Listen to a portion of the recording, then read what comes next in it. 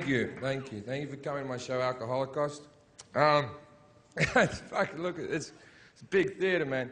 I appreciate you coming out. People who are watching this at home might know that this is a fucking Monday night, so I appreciate how many people have come. And I realise that in this economy, tickets for things such as comedy shows aren't that cheap.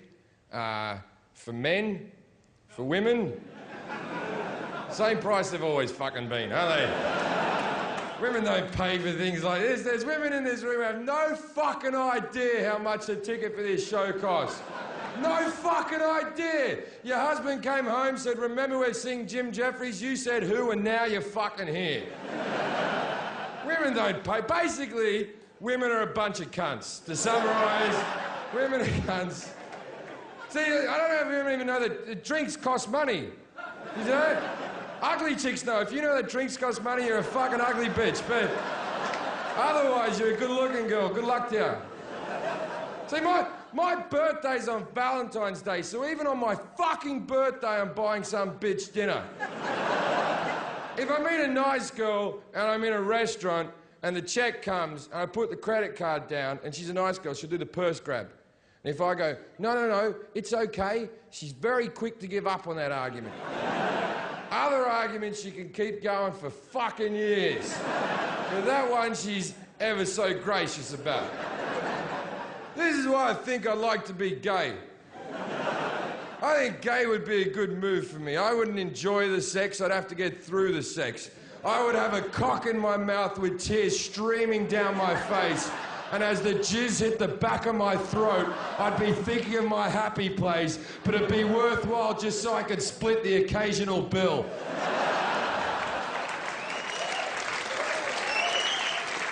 That's why gay guys are happy, and that's why lesbians are fucking miserable. Lesbians are fucking miserable people because they have to hang out with women all day. It must be fucking horrible. They must just be sitting there at dinner going, I'm not going to pay for this, bitch. I've just worn my best plaid shirt and shaved my head. She better treat me like a princess. Now, if there's any lesbians in the room, and I assume there's not because laughter's not your thing. But if there is, I'd like to apologise for that last joke. But if you hate men so much, stop trying to look like them. You never see a Jew dressed as a Nazi.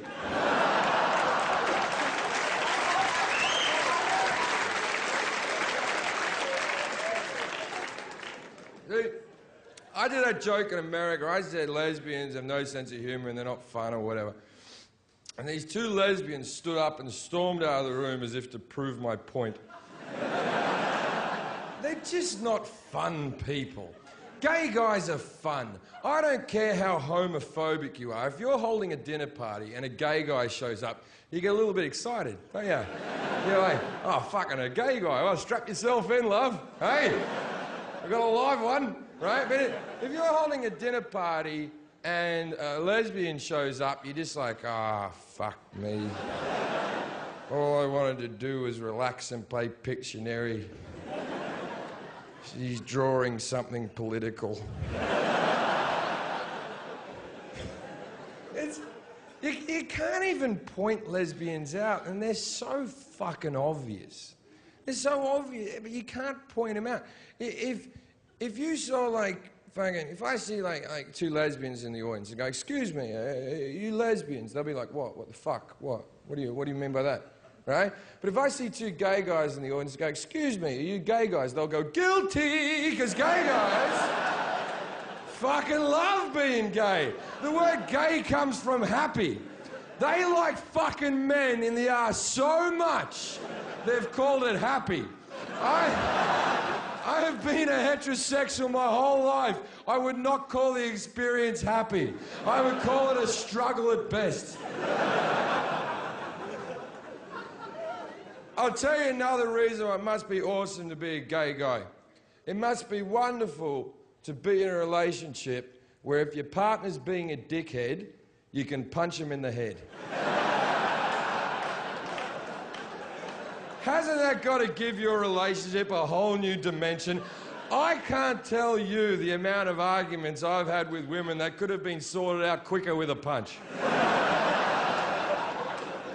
And while I'm on the subject of domestic violence, it's a horrible thing, of course it is. Now, you ever met a woman who's like been married like 4 times? She's like, I guess I just choose the wrong type of man. I've been married 4 times and all my husbands beat me. And you're like, all of them, all 4.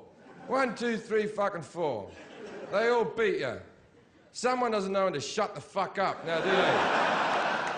Because I'm a tolerant man.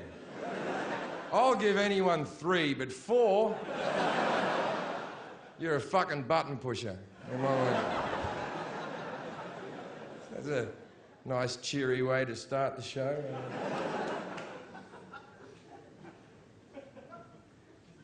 I do a lot of gigs. Well, not a lot. I do some gigs out in Iraq and Afghanistan and stuff like that. Which, if I was in an American crowd right now, they'd go, ooh, yeah. But I'm not, so I can be honest with you, I do it for money. And the first time, over there, it's like I'm king of it. The first time I go do a gig in Iraq, they fly me and my manager in a passenger plane into Kuwait. Now, it turns out that Kuwait is a regular country that anyone can visit.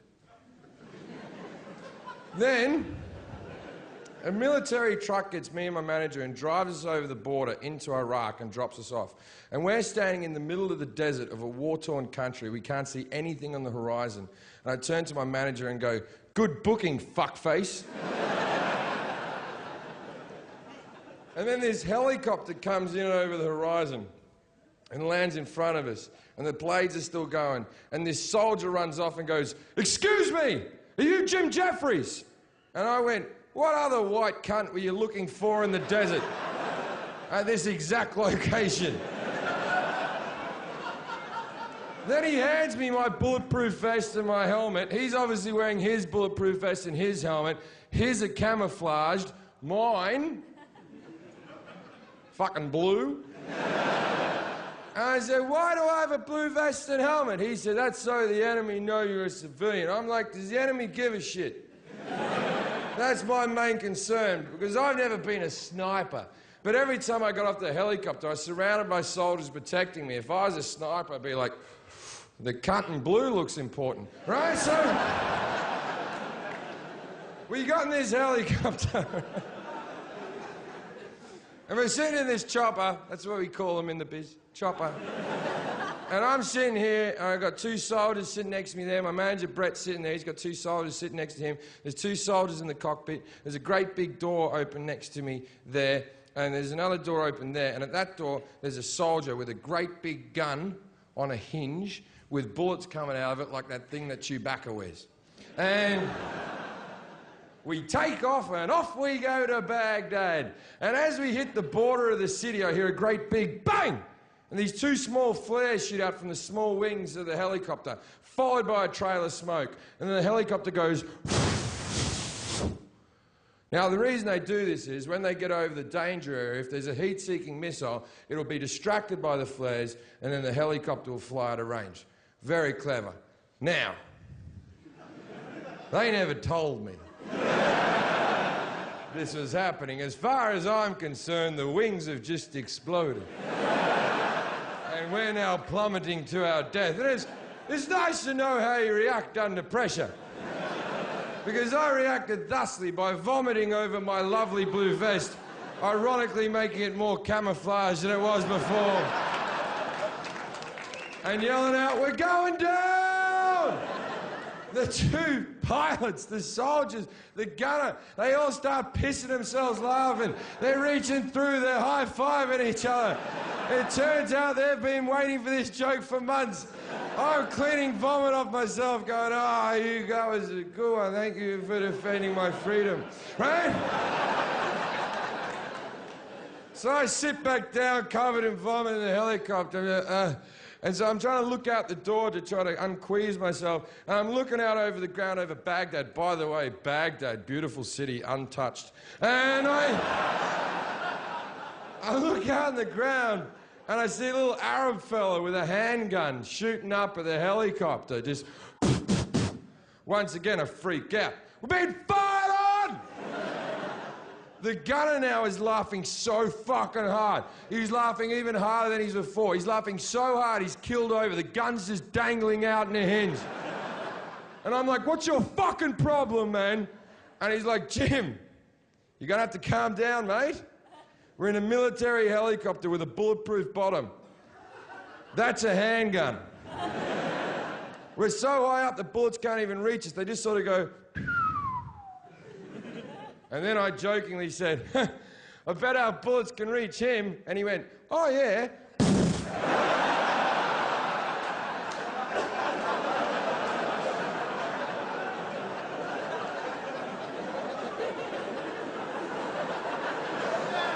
And the little cunt died.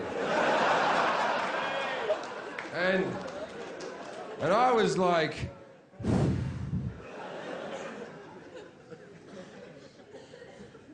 I was just saying, mate. I was just saying. I didn't want to ruin anyone's day. Isn't that a fun story about a man dying?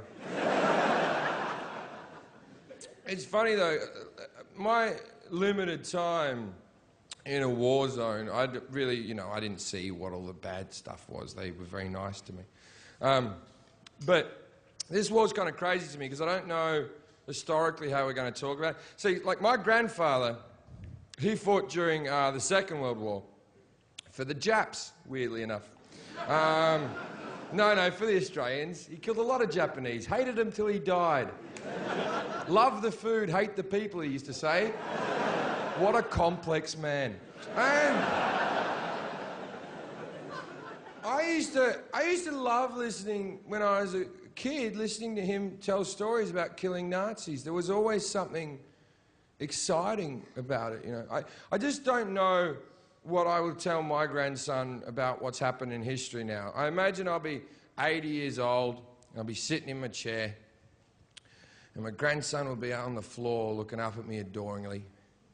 And I'll go, now, there used to be these people called Arabs. And they lived in the Middle East, or as you call it, the radiation zone. In 2020, President Macaulay Culkin got really upset with the Arabs and he nuked them all. But what Macaulay Culkin and the rest of the Americans hadn't realised was that China had slowly but surely become the superpower of the world. So while the Americans were nuking the Arabs, the Chinese nuked the Americans. And that's why we have no Americans and no Arabs. And then my grandson will look up at me and go, Mashibawa.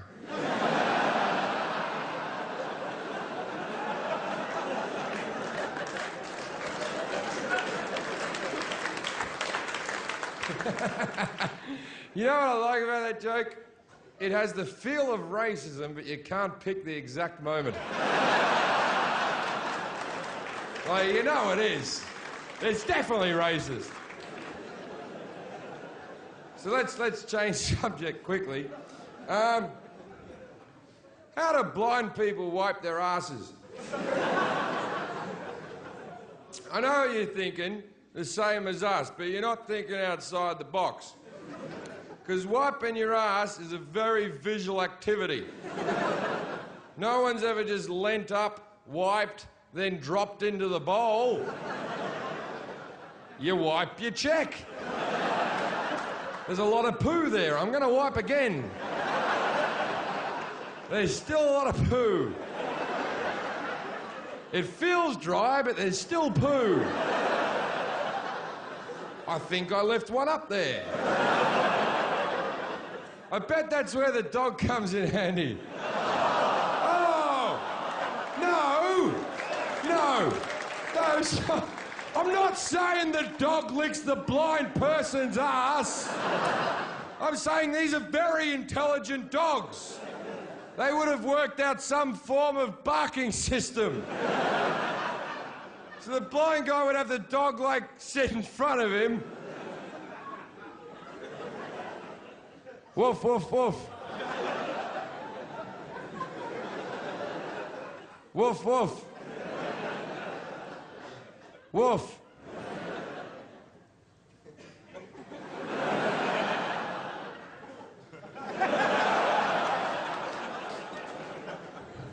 And they'd probably work out some special Morse code bark for when there's blood in the poo.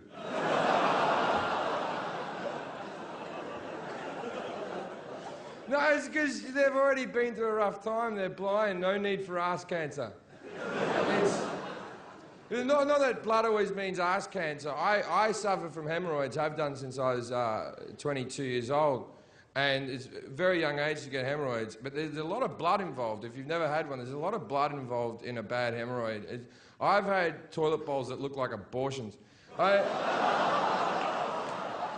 I'm not. It's not good. And the first time when you're 22, when you get one, your brain goes to ass cancer. You're like, oh, I got ass cancer. Because no one ever tells you about hemorrhoids when you're young. Your dad never sits you down and goes, when you get a bit older, you'll be pushing a poo a little bit hard and a small portion of your asshole will fall out. Now, it's nothing to be alarmed about. It's just part of becoming a man. So the first time I got a hemorrhoid, I didn't tell anyone because I thought I was dying, obviously. And I go to see my doctor, the same doctor I've had my whole life, and he makes me, I got ass cancer, and he makes me bend over a chair. And then he gets a rubber glove on, he sort of prods around my ass a little bit. And he goes, oh, you've just got hemorrhoids there. And I said, I thought that only happens to old people and pregnant women. And he went, and you?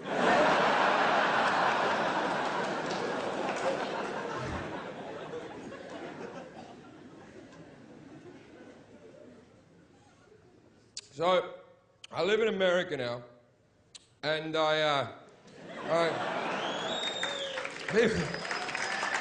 people get so entertained by that, but where else am I going to put them? We'll put that away for continuity in case they cut the jokes up differently.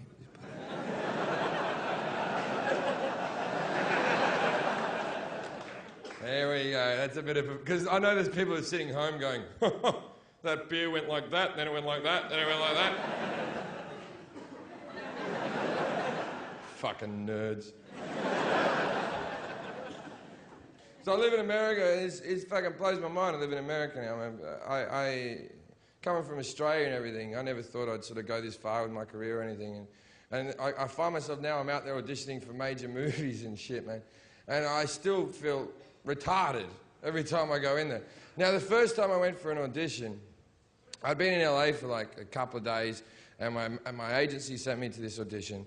And I went along, and I met this girl in the corridor called Carla, and I was really nervous, and she could tell I was nervous, and she sort of calmed me down, and we had a little bit of a chat, and she was really cute, and we flirted together and stuff. And then I read the little bit, and then I went home.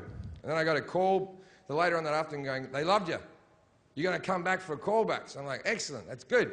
So I go back for a callback, and when you do callbacks, often they have you reading with another person. So I'm in the room reading with this girl, and it's the same girl from the corridor. It's Carla, right? And we're sort of flirting, and hey, from the thing before. And so we're reading, we have great on-screen chemistry and all that type of stuff. Then after the audition, I said to her, I said, Carla, do you have any taxi cab numbers? I've got to get to me next audition. She said, where are you trying to get to? And I went, Santa Monica. And she said, that's where I'm going. I'll give you a lift. Now, please note at this stage of the story, I didn't ask for the lift. We go down to the car. She gets in. She unwinds my window. She looks out and goes, Jim, what's your full name? And I went, Jim Jefferies. And she went, wait there. Then she called her mum up and said, hi, Mum, it's Carla. I just met a very nice boy at the audition today, and I'm going to give him a lift. But in case I get raped or murdered, his name's Jim Jefferies. So if you don't hear from me in an hour, assume something bad has happened and call the cops. Get in, Jim! So I get in. We got like a 15-mile drive. I say fucking nothing for the first 5 miles. I just look forward. And eventually I turned to her and go, "You've just made this rape really awkward." She fucking freaks out. She slams her foot on the brakes, she skids off the highway, she starts slapping at me. I'm grabbing her wrist now, feel kind of rapey and I didn't want to. And it's like, you offered the lift. I didn't ask for the fucking lift. You seem more concerned in solving this crime than preventing it. So I raped her to teach her a lesson, because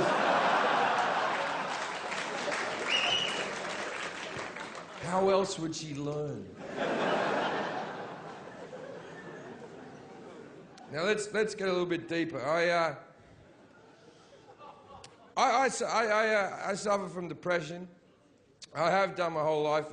I've been suicidal on and off for the last sort of 10 years, and it's something that I sort of deal with on a day-to-day basis. And I'm on antidepressives, but on the box it says they don't work if you drink, so I'm not on antidepressives. But whenever I get depressed or down, I always feel like a selfish asshole for doing it, because it's really a childish act to be depressed. Do you realise that we here in the first world countries, Canada, America, Australia, Britain, not Scotland, Wales. Now, you know these major countries, they're all the good ones. Do you know we have a higher rate of suicide than the people of Africa? Let's just think about that for a second, right? The people in Africa, 1 in 4 of them are dying from AIDS. They're sitting in a grass fucking hut in their own shit. They walk 5 miles to get water with a fucking jug on their head, yet they're happier than you. You're sitting at home with a fucking pantry full of food, watching fucking X Factor or 700 channels going, and I'm not happy. Ah! And do you want to know why you're not happy? Because we were brought up on dreams. And even when I said that, you're all silent, because all of you are going, you better not fuck with my dreams. You think dreams are wonderful, don't you? You think dreams are the great thing on earth. You've got to have dreams. You know what happens with dreams? If they don't happen, you fucking... You know what dreams are like in Africa? Don't die today, don't die today, don't die today. That's a real fucking dream. And I'm as guilty as you, man. When I was a young comic, all I wanted to do was get on stage for 5 minutes and make people laugh. And then I thought, fuck that, man.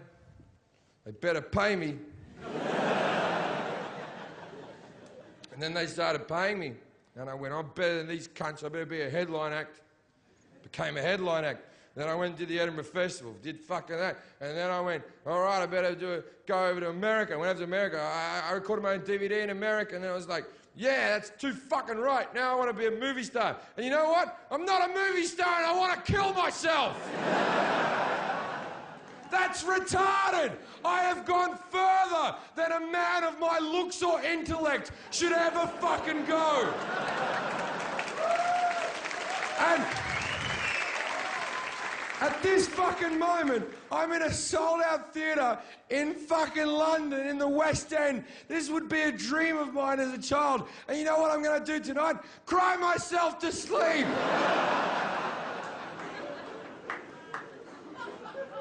Because I was taught to dream. Because you never complete your dreams. You do complete them, but then what you do, you put another one on. And then another one on. And then when you die, you'll be on the deathbed going, my dream is to see my grandkids again. Then they don't come, then you die fucking miserable. You're never going to complete all of them. No one's ever gone, oh, I got no more dreams left, I'm fucking done. So I'm not going to dream anymore. Fuck that. I'm going to make little tiny achievable dreams that I can achieve. Like, for instance, I was drunk last night. So my dream for this evening is not to shit myself on stage. Now it might happen. It might not happen, but if it does happen, I'll wash myself off and start again, because I'm a dreamer. But it's not our fault. This is bred into us. This is in our psyche. You can't fix things that have been said to you as a child. Like when we were at school, we had school teachers stand in front of every single one of us and go, if you work hard and you put your mind to it, you can achieve anything. You know what that was? That was a fucking lie. You can't achieve anything. Nobody can. Don't put that pressure on yourself. Everybody in the world has limitations. No matter how hard I think about it, no matter how hard I practice, never be in the NBA because I'm a fat white guy, not a tall black guy. Like, do you remember that fat fucking dumb ugly kid who couldn't fucking catch a ball? You know those kids are like if he was like 1 IQ smaller, he'd get benefits, but he's just on the border of retardation, right? That kid was told he could achieve anything. Right? You know what they should have done with that kid? They could have gone, oi, Kevin, you fat prick. Dig a fucking hole, you dumb cunt. All right, you fucked that up as well, but no one else wants to do it, so you got the gig, big boy. And while I'm at it, if you're a dumb, ugly cunt, and your wife or your husband's a dumb, ugly cunt, guess what your fucking kids are? Your kids are dumb, ugly cunts just like fucking you. Except they're fucking super concentrate dumb, ugly cunts. Because they come from both of you into a bottleneck of fucking retardation. But you still think they're the greatest things on it. You go to their soccer games. Kick the ball, John. You're doing a good job. He's getting better. You should fucking lock that thing up. But it doesn't matter if you're an idiot and you're stupid and you can't fucking catch a ball and everything in your life is retarded, because you know you'll always be welcome with God. God loves the stupid and the fucking hot. This is the thing about people who believe in God. They're idiots.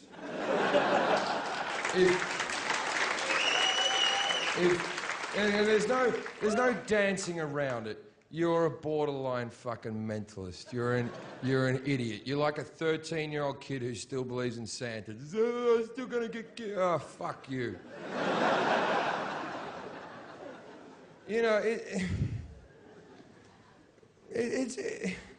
I don't hate people who believe in God. I don't hate them, right?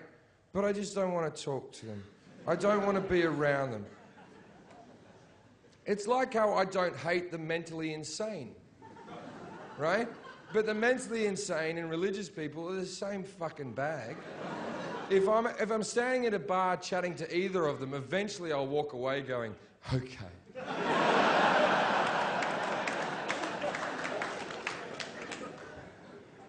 See, do you know, I live in America, so I have to deal with this all fucking day. Okay, 85% of Americans believe in God. That's mental.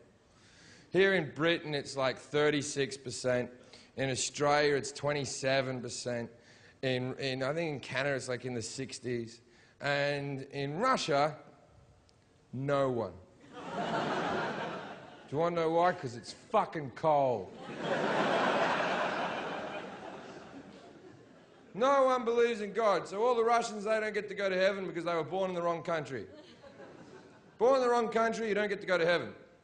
Americans, born in the right country, hey, you get to go to heaven. You were born in the right place. Because God's very particular about where you're born. Right? So half of you fucking cunts get to go to heaven because you're British, and a few Australians get to go, and then the Americans all get to go, and most of the Canadians get to fucking go, and then there's those dumb cunts in those muzzy countries, eh? They don't even believe in the right God. They're fucking dead. They're not going. And what about those dumb Asian fucks, eh? With that fat cunt Buddha. They don't get to go to heaven because they've made up a God that doesn't exist. And then there's the Indians with the fucking monkey elephant guy. What is wrong with them? They must be retarded. They're believing in the wrong God. Not us, though. We were born in the right country.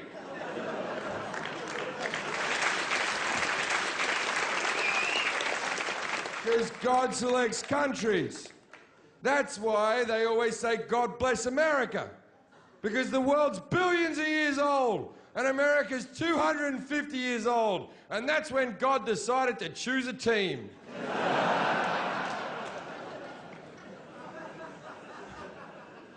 Do you know there's a webpage called Ask God, where children can write questions to God. And then through the power of the internet, God will answer them. I'm a bit dubious, but So the most asked question and Ask God is, were there kangaroos on the ark? So children could ask any question in the world, but a child's mind works like this. They go, I like kangaroos. I think the ark story's bullshit, so Shazam. And the answer to that question is, although there are no mention of kangaroos in the Bible, it does state that there was 2 of each animal. So you can be assured that there were kangaroos in the ark. Now, why is there no mention of kangaroos in the Bible? Could it be that when the Bible was written, Australia hadn't been found, therefore, no mention of kangaroos? But didn't God create kangaroos? Isn't the Bible written through the hand of man, through the voice of God? Why wouldn't he mention the kangaroos? They're such an exciting animal. It seems to me that they only seem to mention things in the Bible that are within a 5-mile radius of the guy writing it. Like, if I was God, at the end of the Bible, I would have leant in and gone, oi, tell him it's round. Because, didn't know the world was round. Fucking built it, didn't know it was round. Now, I dislike religious people. I didn't say I don't. We'll go back. Now, the thing is, what I hate about Christians is they start sentences like this. As a Christian. You can't start a sentence like that and explain to me that the rest of your sentence has any more meaning than the beginning of the sentence. It means bullshit. That's a little fucking get-out-of-jail-free card shit you do. Right? Because I can't get in court and start a sentence like this. As an atheist. I didn't rape her. Didn't rape her. She was giving me a lift. And now, when I started this show, my first routine was about how lesbians were fat, ugly, useless, with no sense of humour. And you couldn't applaud more. Then I killed an Arab man from a fucking helicopter. Just shot him dead.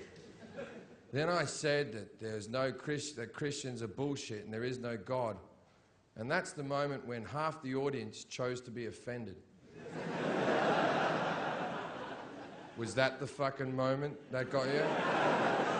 How very Christian of you towards the Muslims and the lesbians.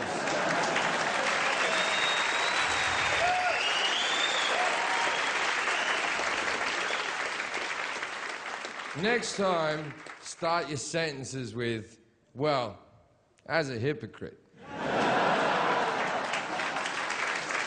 Now, I'll tell you this last thing about you think you're a good person because you have Christian values. Do you want to know what Christian values are? Christian values are a load of shit. What are Christian values? The 10 Commandments. What are the 10 Commandments? Very sensible rules to live your life by. But you know what's a load of shit about them? The fact that you had to have them written down. The fact you couldn't figure out internally not to kill people. Don't steal. Really? You should just know these. These should be internal in you. The Bible is too wordy. All the stories are too wordy. The 10 Commandments are a load of shit. You don't need all these things. The Bible should be one sheet of paper. And on that sheet of paper it should say, try not to be a cunt. And if you do that every day, you'll be a good person. We're trying to sell this show to the Americans. I don't like our chances. So let's do something we can all enjoy. Sometimes when I'm fucking a chick, I go to fuck them again in the morning and they'll say something like this. No.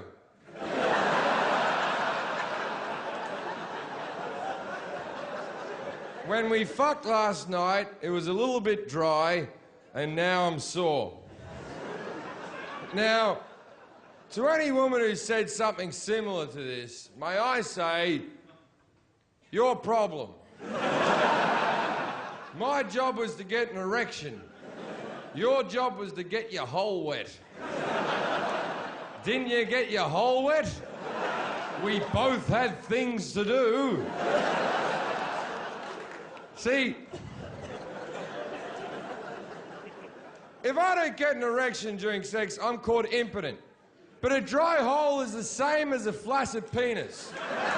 A dry hole is an impotent hole, and you're not a complete woman, and you should be ashamed of yourself.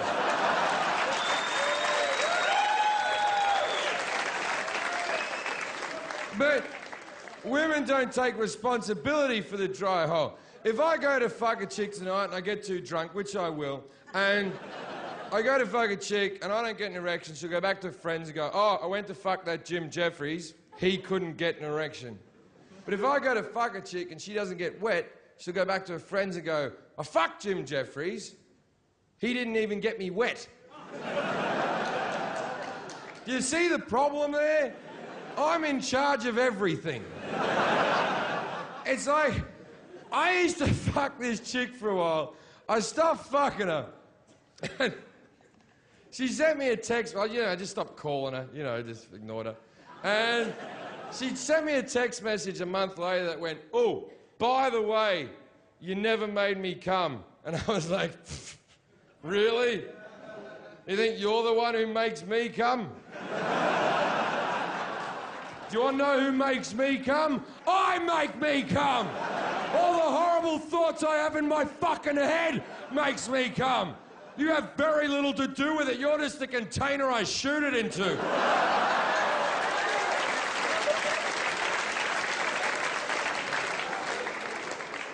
But let's go back to the dry cunts. There are women in the room who are thinking, maybe I wouldn't be dry if there was a bit of foreplay. Let's explain foreplay. Foreplay is what we do to each other to get each other ready for sex. If I have an erection, that means I'm ready for sex. And I'm all foreplayed out. Now, the foreplay that's necessary for a woman goes like this. You gotta start by kissing them. Women love kissing. Men don't give a shit about kissing. We kiss ya because we like ya, and let's be honest, we spoil ya.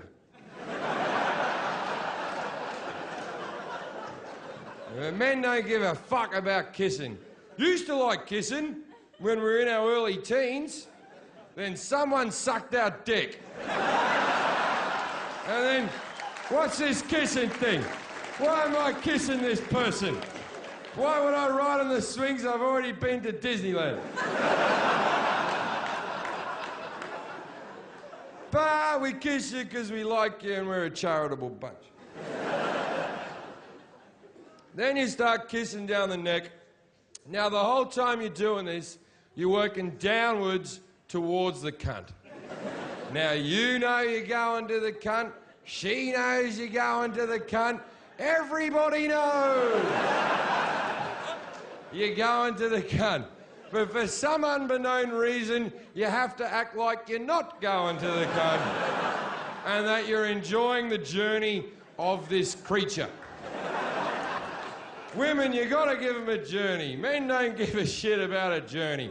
If a man's driving from point A to point B, we fill the tank, we get on the motorway, we make good time, right?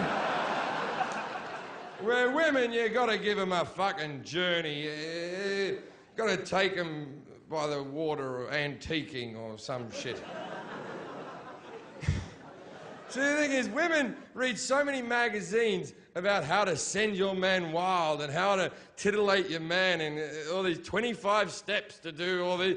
It's a load of fucking bullshit. Or you get a feather, involve food in the relationship. This is all bullshit. Play with his nipples. These things are fucking dead. They're dead to me. These mean nothing. You could cut these off and donate them to some poor African child without nipples. I wouldn't give a fuck. This is what we want you to do. Fucking suck our cock and cup our balls. And when you're sucking our cock, look like you're in a bit of pain because we enjoy it if you look uncomfortable.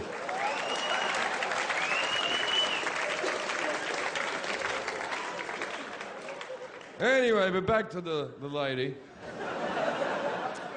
You keep kissing down. Now you're at the tits.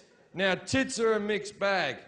Some tits you gotta be firm with, some tits you gotta be soft with, some tits you can bite the nipple, some tits don't even go into the nipple. Tits are like golf, you play the course you're on. And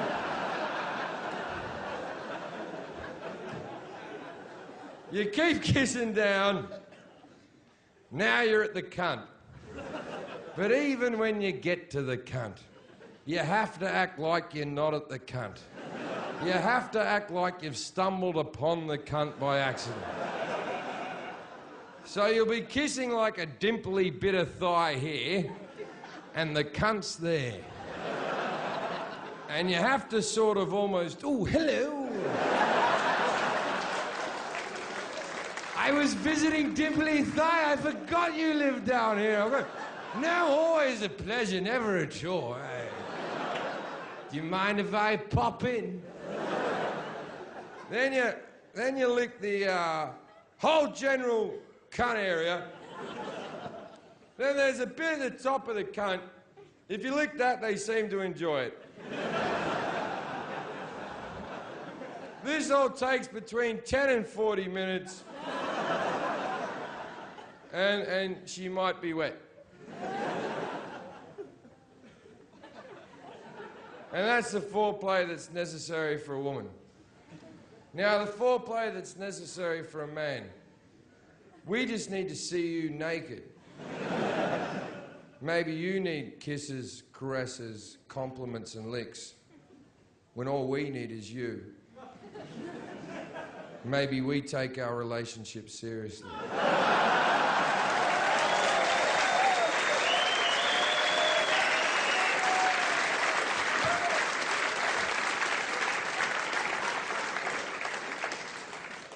Wasn't that a romantic joke?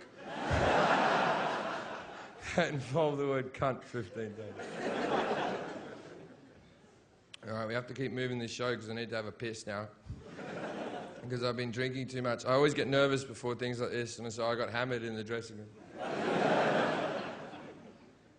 The show's called Alcoholicos, and this, because I'm planning, because to me that means the death of alcohol, because I'm planning to stop drinking after this Edinburgh Festival. I'm not promising, but I'd like to. This might be the last DVD I record where I'm drunk, so the next DVD is going to suck balls.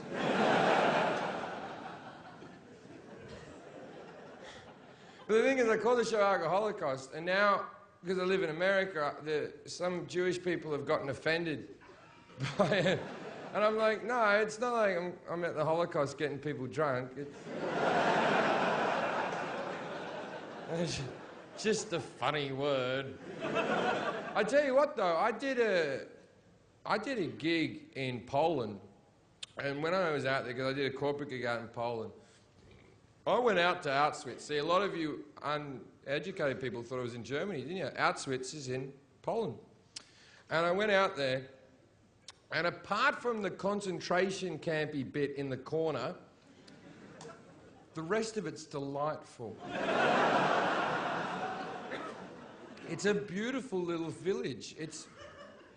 I reckon their tourism board needs to get together and go, okay, we have a bit of a bad rap. Has anyone got any ideas? Hans, give it to me. Yep, that's true. We do have the biggest tower of second-hand shoes in the world. I don't know if that's a keeper, but write it down. Johan, even though that's a Scandinavian name. Pizza festival, you say? As we could cook 400 pizzas at once.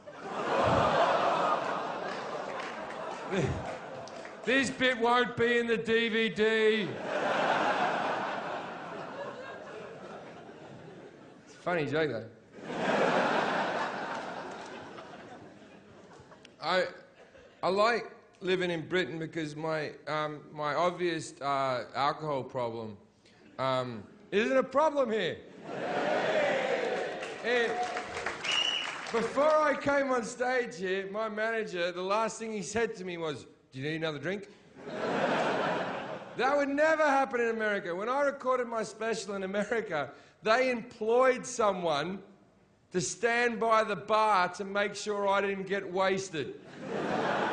Because Americans, they don't really drink like you people drink, like they think they do. But they're very into, like, drinking games, which you people don't really have drinking games, right? Whenever, like, I'm out drinking in America, I always meet some, like college boy who'll come to me and go, "Hey, dude, ever play beer pong?"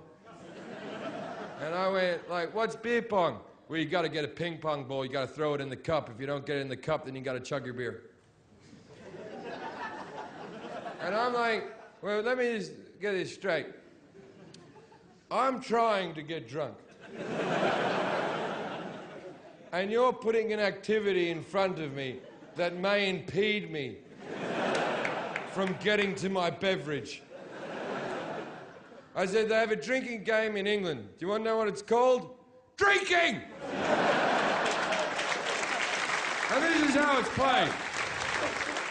What you do is, you have a drink, then you get another drink, you have a drink, have a drink, have a drink, have a drink, have a drink, have a drink, have a drink. You do this as fast as you can. And if you get so drunk that your friend has to drive you home, then you fucking win.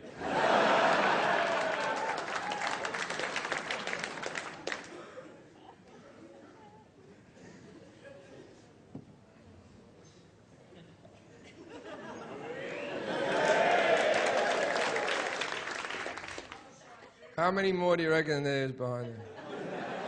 There's a dwarf behind there mixing me a cocktail.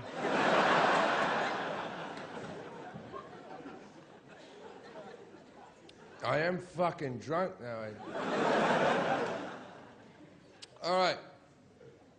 I'm going to tell you a story. This story is very long. The first 3 minutes of this story are very depressing. Just hitching up my pants. First 3 minutes of this story are very depressing, but there is a moment where this story takes flight. And you have to hang in there with me until this moment and trust me that the story is going to get good. I grew up at number 3 Turramurra Street. At number 5 was my 2 best childhood friends, Andrew and Daniel Connor. Daniel was born with a disease called muscular dystrophy. If you don't know what muscular dystrophy is, it's a horrible disease that wastes away at your muscles. It's the same as Lou Gehrig's disease or motor neurone disease, except you're born with it. You get diagnosed when you're about 6 years old, when you're not walking right, and they put you on crutches. By the time you're 10, you're in a wheelchair. By the time you're 20, you're in a completely vegetated state. Most people die before their 25th birthday. Dan's lived to be 33 years old, still alive and kicking. Let me rephrase that.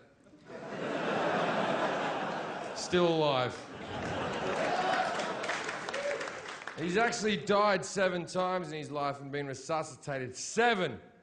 And I once asked him, I said, "Dan, what happens after you die?" And he said, "Nothing."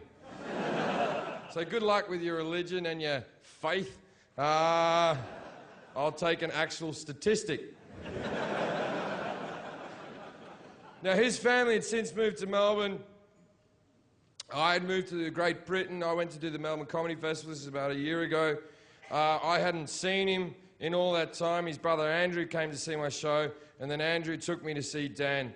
And I went in to see him, and I'd never seen anyone live this long with this disease, and he's laying on a bed. His eyelids are a muscle that he can't keep open anymore, and he's just squinting through these little things. And he has a breathing mask on him to keep his lungs working because the lungs are a muscle that he can't keep pumping. He has a heart monitoring machine in case he flatlines in the middle of the night and someone has to resuscitate him. And as soon as I walked in and saw this guy that I used to run around with as a child, I burst into tears. There's nothing worse you can give anyone in this world than pity, you know?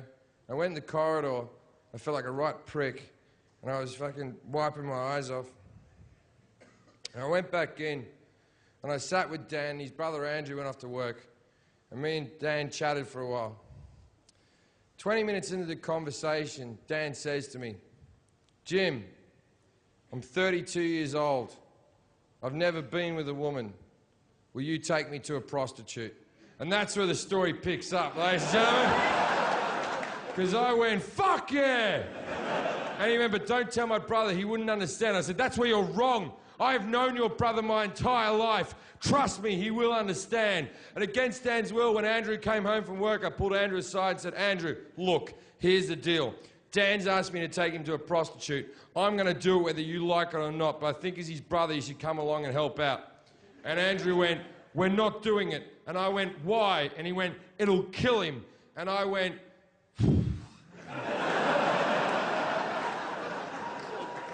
"He's gonna die soon anyway. This is a good way for him to go. Like, sure, we'll have to answer a few questions." And he said, "We're not doing it." And I said, "Why?" And he goes, "Because Mum doesn't like you already." And I went, "Your mum's never liked me. That's why I'm the right guy to kill your brother." And he said, "All right, we'll do it, but he can't have full sex. Full sex will kill him. He can only have a blowjob." And I thought that was fairly reasonable. So we went back in and saw Dan. He was where we left him. And we said, "Dan, here's the deal. I know you told me not to tell your brother, but I told your brother. Me and him are both going to take you to the knock shop tomorrow, mate. But you can't have full sex. You can only have a blowjob." And Dan went, "I want full sex." And his brother Andrew went, "Dan, you're in no position to argue with anyone ever." Then Dan reluctantly agreed. Now, prostitution in Australia is legal. So I spent the rest of the afternoon going through the phone book trying to find a brothel with wheelchair access. Best afternoon ever. Eventually I found one, the biggest brothel in the Southern Hemisphere, the Daily Planet, or as the Australians call it, 4 floors of whores. It's a 24-hour brothel because Australia's a go-ahead country. So we decided we were going to go early in the morning, like real early, like 6 a.m. We wanted to go when the place was quiet and we weren't going to cause a scene.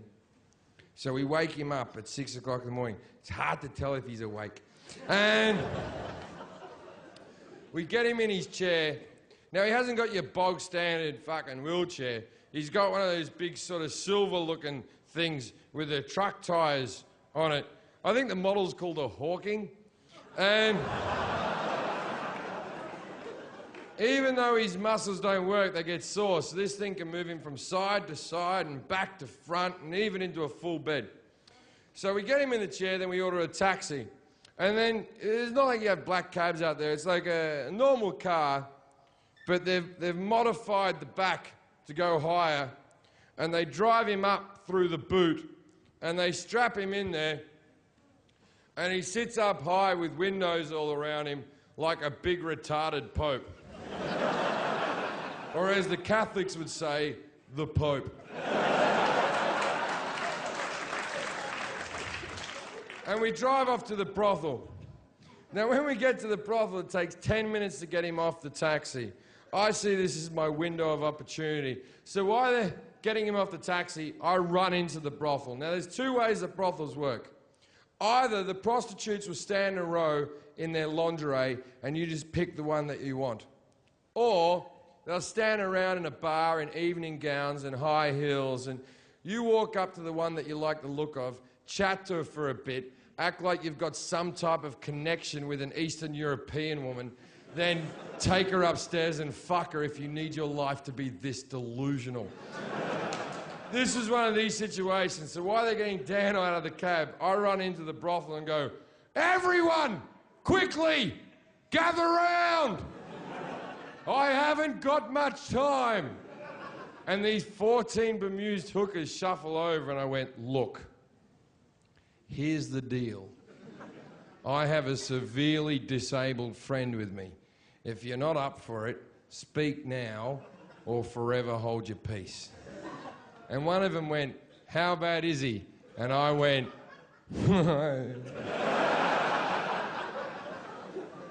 "Pretty fucking bad." And 10 of them said they wouldn't do it, and I said, "Well, I respect that. But can you please go and hide, because I don't want him to be rejected by hookers." And these 10 girls shuffle away in their evening gowns and their high heels with gonorrhea falling out of them. I am now left with 4 girls, the best looking one by a mile stays.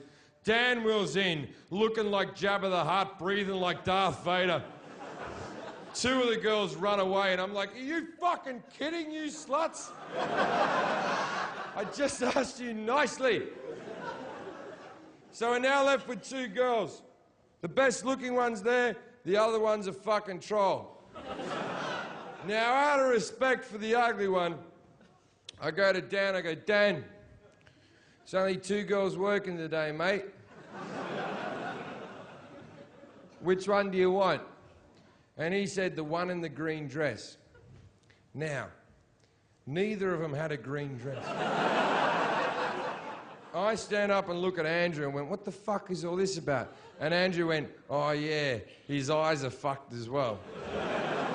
Now, it turns out that Dan's colourblind. It's not part of the condition, it's just unfortunate. So I sat with the hooker.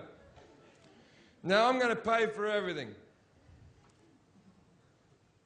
Now, the reason I'm going to pay for everything is simple. I told Dan and Andrew that I would pay for everything as long as I got to tell this story to hundreds of thousands of people in the future. And they said, "Of course you can, Jim, but be respectful and change our names." Which sounds like the right thing to do now, doesn't it? Now, I haven't changed their names. Their names are Andrew and Daniel Connor from St Kilda, Melbourne, Australia. I would have liked to have changed their names. It is the right thing to do. But I look at it this way. Even if I changed their names and their parents started watching my comedy, they'd be like, "My word, doesn't Randy and Steve sound like our kids?" Didn't Jim grow up with a lot of people with muscular dystrophy?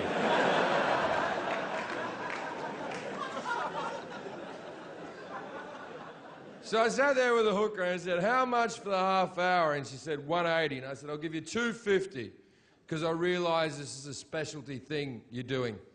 And she goes, "I got one question for you." And I said, "Shoot." And she went, "Is he mentally retarded?" And I went,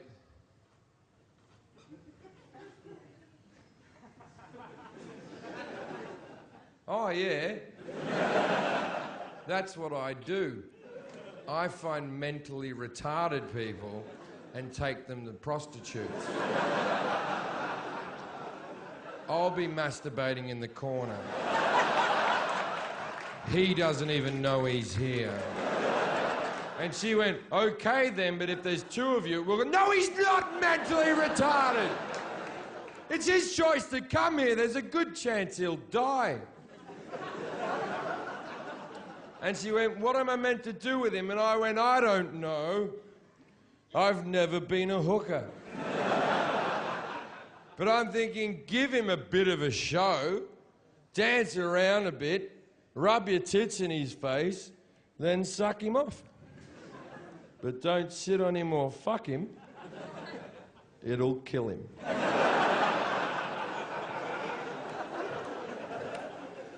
So we go up to the room, which thank God was on the first floor. And me and Andrew look at Dan like two proud parents watching our child go to school for the first time.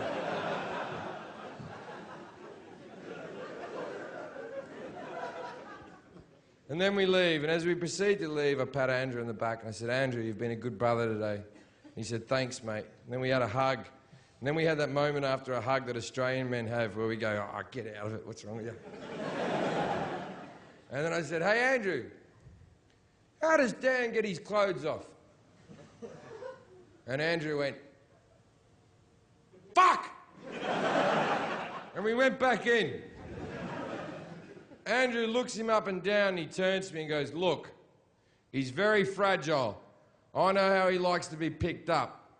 I'll lift him up, you take his pants off. Andrew gets behind, lifts him up by his armpits like I couldn't have figured out their magical hold.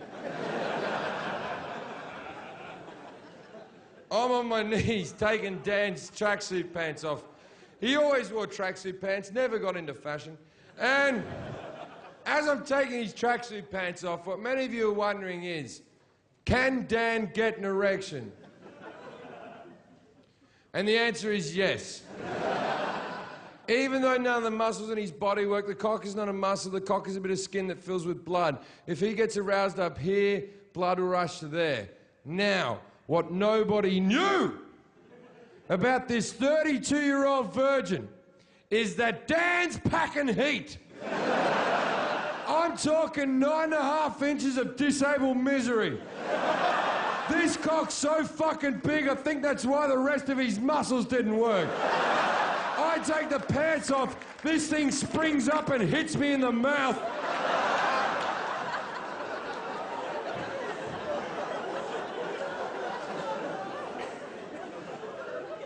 Then the hooker goes, let's do the light. Let's explain the light. When they legalised prostitution in Australia, they didn't legalise it in all forms. For instance, you cannot get a street-walking hooker, you cannot get a prostitute to your hotel room. You can only go to a brothel in a safe environment where they have security for the girls in case a man shows up being drunk and dickhead or whatever. And also, it's safer for the people who go to brothels because the girls get tested for STDs every month.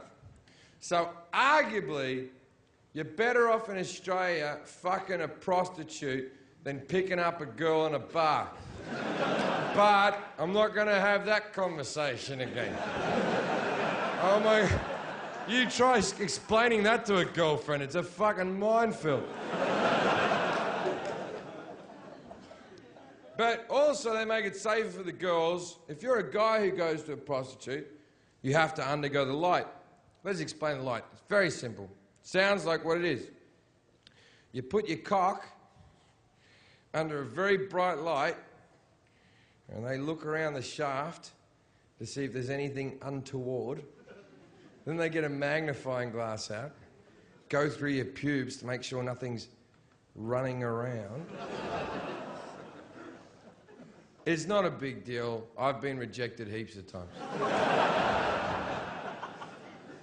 Now the chair's here, there's a bed here, there's a hot tub there, the light's over there. Now we try to get the chair past the bed and the hot tub, but we can't get it through.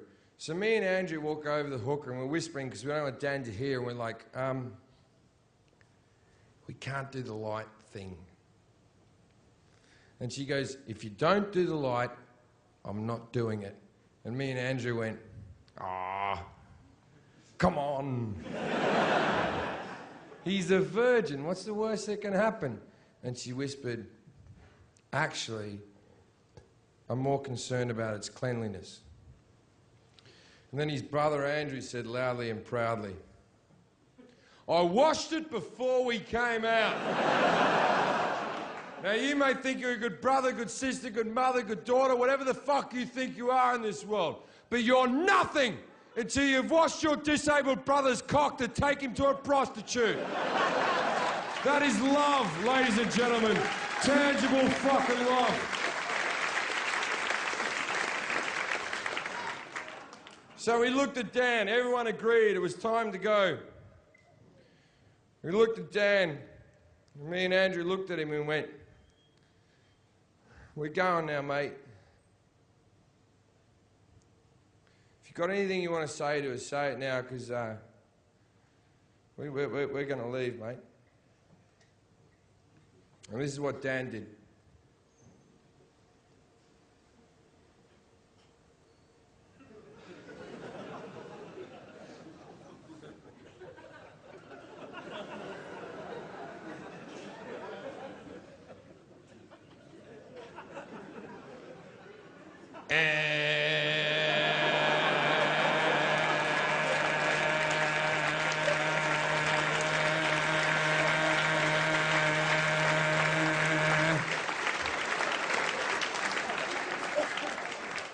Leave! So, me and Andrew went back down to the bar and we hanged out with the hookers. There's like 10 of them sort of mulling around, yeah. We're standing there. We don't know what Dan's up to, but we're standing around the bar with all the hookers. And then 5 guys from London walk into the bar who are obviously out of their fucking skulls on coke. Now, if you've never taken a lot of coke, then if anyone's got any... Now, if you've never taken coke, you don't... When like 5 or 6 guys get together and take coke on like a Tuesday, there comes a point at about 6 in the morning when we go, well, you better call up some chicks, maybe... And you call up ex-girlfriends, like, bring some friends. And it's like, I don't know what you're expecting. So... Basically, I think it was a Wednesday we did this, and I think these guys have been on coke all night, and they've obviously gone, oh, okay, let's go down to the brothel. We'll go down to the brothel. It'll be fun. We'll go down to the brothel. And I'm standing at the bar chatting with all the hookers, and these 5 guys from London walk in, and one of them recognises me and goes, Jim fucking Jefferies. Jim fucking Jefferies. I know you, mate. I know you, the comedian, the Spaz Approved guy, the comedian. And I went, hey, how you doing, man? He goes, hey, Jim. You want a line of coke? And I went, yes. And I went up to the toilet and did a line of coke. And I come back out, and obviously I've left Andrew alone for too long. And he was sort of panicking all by himself. And I sort of walk in like, what's wrong? And he goes, what if we've done the wrong thing here? What if he's in there dying right now? What if he stopped fucking breathing? Or what the fuck, his heart stopped? What the fuck are we meant to do? I said, not a problem. I'll resuscitate him. And he said, do you know how to do that? I said, no, I don't, but how hard can it be? Push, blow, blow. I haven't embellished that in the slightest. That's the exact thing I said to him. Push, blow, blow. Then the prostitute walks back in the room, who was with Dan. So I'm standing with the 5 coke fiends, 10 prostitutes. She walks in the room. It's like that moment in a movie where the needle on the record just sort of goes, eh, and everything stopped. And she walked in and she said, well, it's over. And me and Andrew in unison went, is he dead?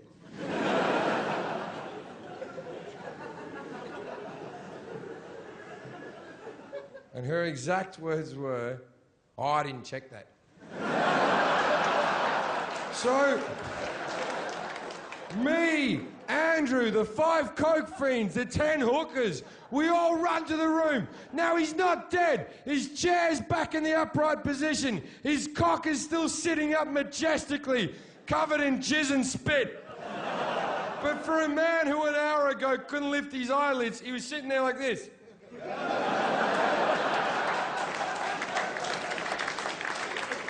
Now you might be wondering why his eyelids were up like that. Let me explain something. It wasn't through happiness. Tell you something about myself. I'm 33 years old. I've been masturbating since I was 10 years old. And in that time, I have not missed a day. Every single day I masturbate. Haven't missed a fucking day. Every day I'm in a hotel room with a laptop way high up on my chest here. So I don't have to look at the filth I'm doing to myself. So I'm watching porn here, and 9 times out of 10 I hit the Apple sign, right? And I do this every single fucking day. Yet I would be mortified if any one of you was to ever see me doing this. I would want to fucking kill myself. And I do this every single fucking day. Now imagine if you've never ejaculated through the power of yourself. You've never had another person do it. You're 32 years old, and for the first time you've shot a lot of fucking stale jizz all over the fucking room. And you're sitting there with your cock out, and 15 strangers walks in, and you do not possess the power to put your cock away. Can you see how that might be a bit unhinging? So we had to get him dressed quickly, but there's cum everywhere. And this time I look him up and down, and I turned to Andrew and said, Andrew, I don't give a fuck how fragile he is. I'm taking the top half this time. And we lifted him up, and we put his pants on, and we proceeded to leave the brothel.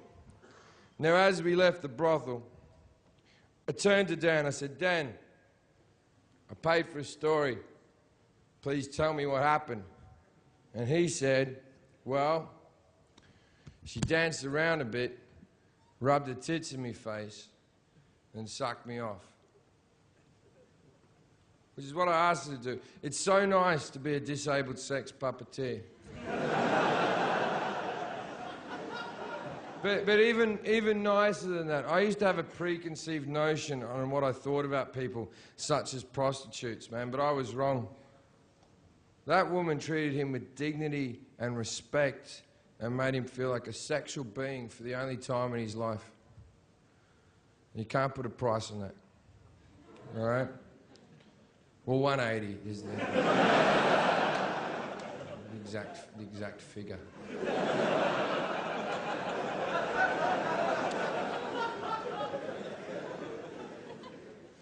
Then we go up front and we go to call a taxi, and the taxi driver who drove us there is still sitting out the front in his car, and he winds his window down and looks out and goes, I'll drive you home for free.